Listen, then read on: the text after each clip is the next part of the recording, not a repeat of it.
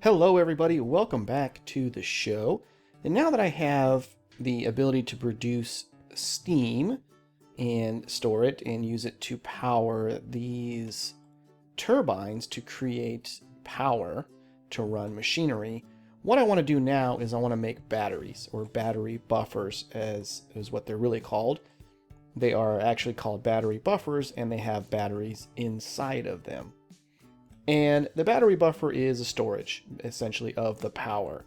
So right now, the steam turbine creates power that goes into these machines and is then used. A battery buffer, I would take the power from the steam turbine, put it into a battery buffer, and then from the battery buffer into the machines. So it's exactly what it sounds like. It's a buffer of the power, and it's probably a little bit better way of doing things. It also makes sure you have more of a consistent flow of power to your devices, and you can probably also maybe use it with some transformers to change the tier of power that you're working with. Now, I haven't talked much about the different tiers of power, but for example, this basic steam turbine, if we look at the steam turbines, first of all, let's go to that, and you can see the basic steam turbine, the voltage out is 32, which is low voltage LV. Then you have an advanced steam turbine, which is medium voltage, 128, high voltage, and there's other things that would create different powers. And then when you're talking about your machinery, if you have like a furnace, I believe is probably a good one. Let's just use the arc furnace, for example. This shows you how much power it takes in, voltage in 32, or low voltage, medium voltage, high voltage, and extreme voltage. And there's more voltages from that. I think there are 7 or 8 different tiers of voltages, I'm not sure. But obviously right now, so if I'm using a basic steam turbine which produces low voltage, I can attach that to a basic machinery which uses low voltage, and it's fine. You can't just mix if I was using a turbine that created medium voltage and tried to send that power into a low voltage machine, I would have a problem. The machine would probably explode on me, I believe. So a battery buffer can kind of help with that, and then a transformer can change things from one voltage to another. There's a lot of things about the voltage. If you're familiar with industrial craft, or you've used industrial craft before, it's very similar. It's pretty much exactly similar to that. If you're more familiar with using RF power, like from thermal expansion, Ender IO, you don't have to deal with any of that kind of stuff. So it's, less of a hassle and a problem to deal with. Maybe not quite as realistic, but that is sort of the trade-off. So, but anyway, getting back to battery buffers essentially work in the same system where you have the different voltages that you have. So you can have an ultra low voltage battery buffer, a low voltage battery buffer, a medium voltage battery buffer, etc., etc. And the other thing you have is the number of slots. So you can see, for example, this low voltage battery buffer has 1 slot. And if I go to this low voltage battery buffer, it has 4 slots. And this low voltage battery buffer has 9. And then there's a low voltage battery buffer that has 16. So all of those battery buffers, those low voltage battery buffers, will take in 32 volts, which is low voltage, and go out 32 volts. But the number of slots is the number of batteries that you can put into that buffer. So this one you could have 16 batteries in it. This one you could only have 1 battery in it. And that can be relevant to how you want to do things. Now, speaking of the batteries, there are different kinds of batteries as well. So you basically start off with small, medium, and large battery hulls, and they correspond to the low voltage, medium voltage, and high voltage machinery. So in a low voltage battery buffer, you're going to use low voltage battery hulls. And as far as the types of batteries you can make small acid batteries and mercury batteries, and those are single use, as they say there. You fill them with power, you use them, and then you can't use them again. So they're not really all that useful. Probably good for emergency type situations, but I'm not going to bother with that.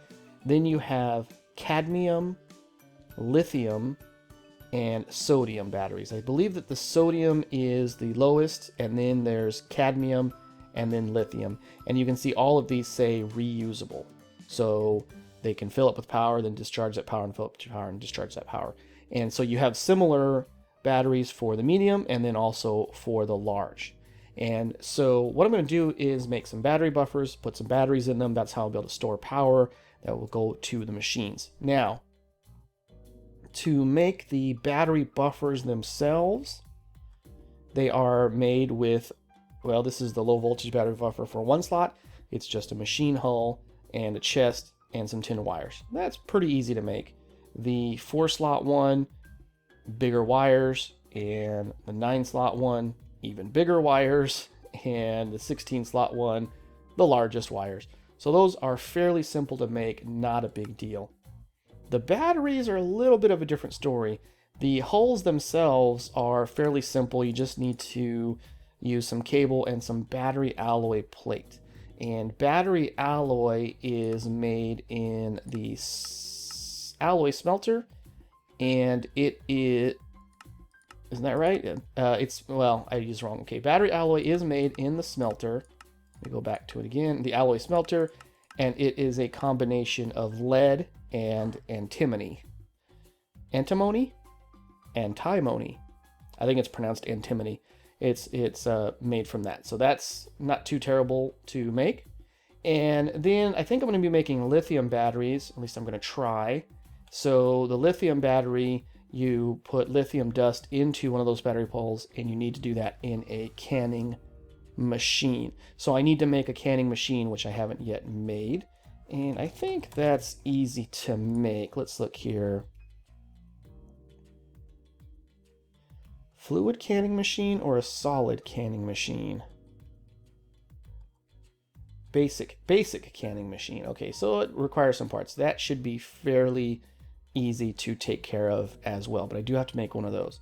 Now, I talked just a bit ago about the different tiers of machines. So for example, let's look at this bending machine. So if I look at the bending machines, going off on a little bit of a tangent, but just sort of an explanation here. Again, there is the low voltage one, the medium voltage one, high voltage, extreme voltage, and I don't know what IV stands for. Probably increase. I don't know. Anyway, there's different tiers. And you can see that 32, 128, 512, 2048, 8192. One reason that you would want to make the more advanced machinery, the higher voltage machinery, is with the recipes that you can make.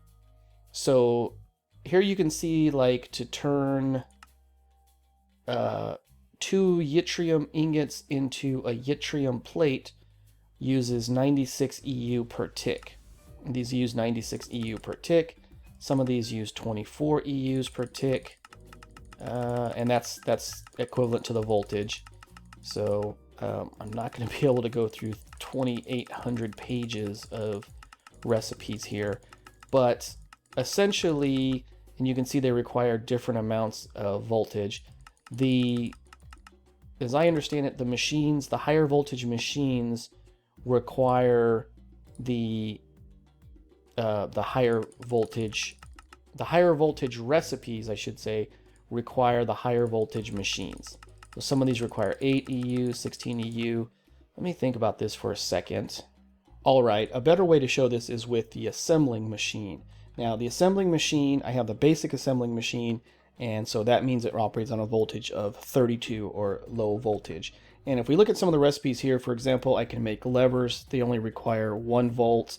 I can make note blocks that only requires 4 volts. But this turbine requires 400 volts. So I would not be able to make this in this assembling machine because it only handles 32 volts. If I look, I'd see that one, that's 128, 512. So I would need at least the HV, the high voltage assembling machine, in order to make this particular item. So that's why you would have to upgrade to the higher machinery. Look at this particular recipe. Huge turbines require 6,400 volts. So that would mean at least an IV, which I found out stands for insane voltage, an IV machine, insane voltage machine. So that's the reason why you would have to upgrade these or use transformers if you needed to upgrade the powers and things of that nature. But that's going to be something for a different video if I get into it. So as I said, for now, that's a little tangent that I wanted to explain a little bit about the voltages, probably a little bit too much. But for now, what I want to do is get started on making batteries. So the first thing I got to do is make a canning machine. Okay, I have built 2 battery buffers, one with 4 slots and one with 1 slot. And I've built 5 lithium batteries to put into the slots. Now, the way I think I want to set things up is the power that comes out of the turbine, I want that to go into this 4-slot battery buffer. Now, I can probably set the battery buffer right next to the turbine, but for the sake of this, I'm going to set it a little bit ways away so you can see it here. And you'll see that it looks like this. It's fairly solid, I suppose, and it's got one little dot. And that dot is either where power comes out or where the power goes in. I think it's where power goes in, if I had to guess. So let me get my wrench and let's put it on this side. Power goes in. I think, did I say that? Or power goes out? I think that's where power goes in. And so I can use these 10 cables to run the power into the battery box. Now, if I open the battery box, you'll see, as it says, it's a 4-slot. It's got 4 slots in there. So if I run a cable like that, it's not going to connect to this face of things. So we'll just run it around the side. Or maybe we will not run it around the side. Does this need to be... Oh, that's because the thing is over there. So we will move it to this side. There we go. So the power would come out of the turbine and into the battery box. Of course, now it's not doing that because there are no batteries in there and there is steam in there. So I want to put a battery in there. And hopefully we would see this battery start to fill up if this works properly. Now, do I need to have this full of batteries? Interesting. So this might, that dot might be where power comes out. So let's put it over onto this side. And now look at it. And still nothing. Oh, this is producing. Oh, okay. Now there you go. It's filling up now. All right, good. So so this dot hole here is where power comes out, but you can see power is now going in, and it kind of evenly distributes the power amongst these batteries, right? So I take a battery out, you'll see these ones going up, you know, fairly evenly. This one is still going to have the amount that was in it before.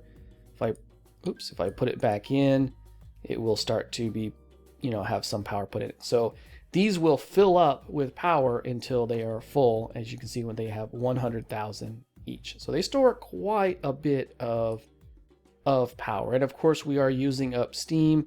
We're using up the steam fairly quickly. As you can see, it is draining down. I don't have the largest possible pipes on here, and it may be a thing where I may need to put better pipes on it, but it's just something that I will have to sort of monitor and see how it goes. So as you can see anyway, so these batteries are filling up. So this is a 4-slot battery buffer that's being stored full of power.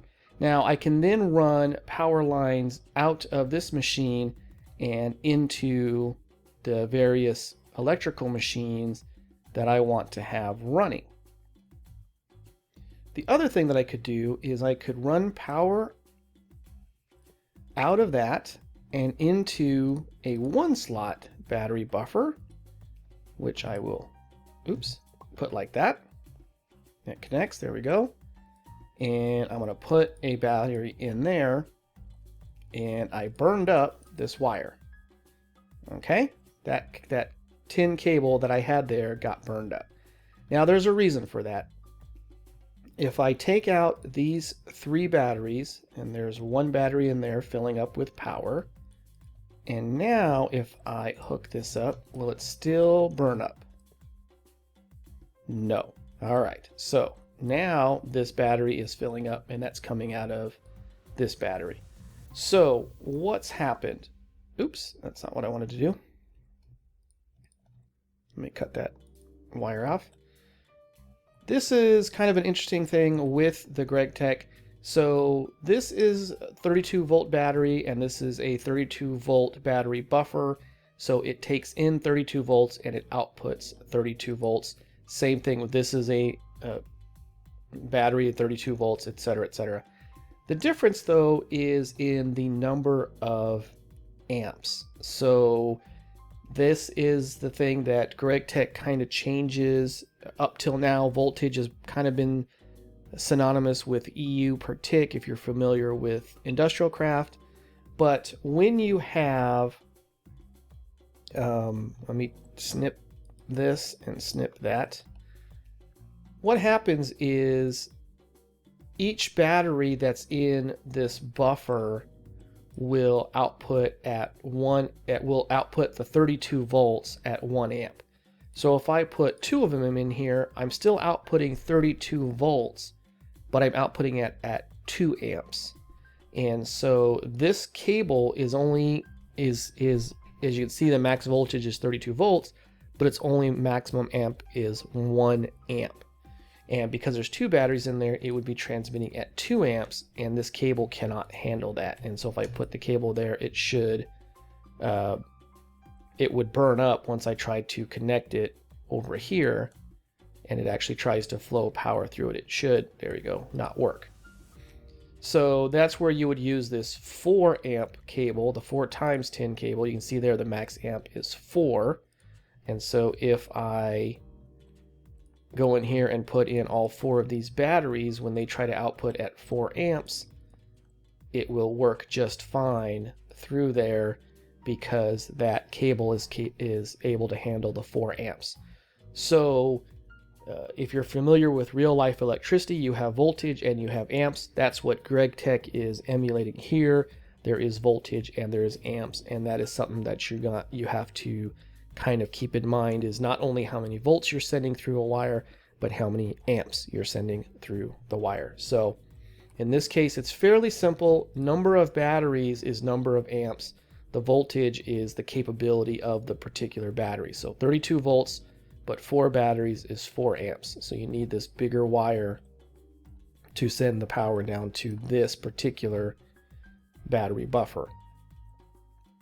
And then my idea here is I could take, say, this bending machine and go ahead and pull it out and place the bending machine right here.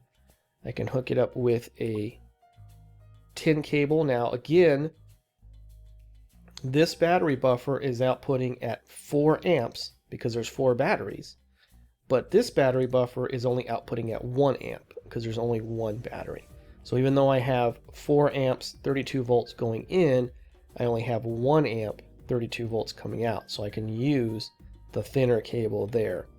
And again, I should be able to just hook these directly to the battery buffers and have the power sent through automatically without using cables. I just wanted to show how it would work with the cables themselves. And so now I've got the bending machine hooked up to power, and I should be able to take, say, I'm going to need a lot more steel plates anyway, but let's go ahead and throw some steel plates in there with the integrated circuit. And so now we should see this battery draining down as it uses its power to power this bending machine. And ideally, now these batteries are already empty because this thing has run out, or not run out, but is it's used up all the steam that's in there. I do not have my steam production downstairs yet hooked up to this, so that's why I don't have a lot of steam. So as you can see, it uses up this battery and it goes ahead and runs the power for this machine. So one way to do that, I think I may do this, is if I create a 1-slot battery buffer for each machine, that will help to store power to make sure that each individual machine has enough power to run. And then those small battery buffers will receive all their power from larger battery buffers, which are being energized or getting their power directly from the turbines themselves. So yeah, that's the setup as far as hooking things up with batteries and making sure you have enough power to do all that kind of good stuff. And so you can see here now there is 54,000 EUs left in this particular battery. It will refill when it can, and here there is none, and there is not enough steam coming into this turbine to produce anything of significance to send into these batteries. But that is the basics of the battery buffers, and it'll allow me to, as I said, create the power that I need to create and make sure I have enough to power all of my various machinery. Well, that is going to do it for this episode. I have been able to create the battery buffer, and I am now running my steam into the steam turbines, which are powering the battery buffer, and then sending the electrical power into my various machinery, which is, of course, nice. So, thank you for joining me.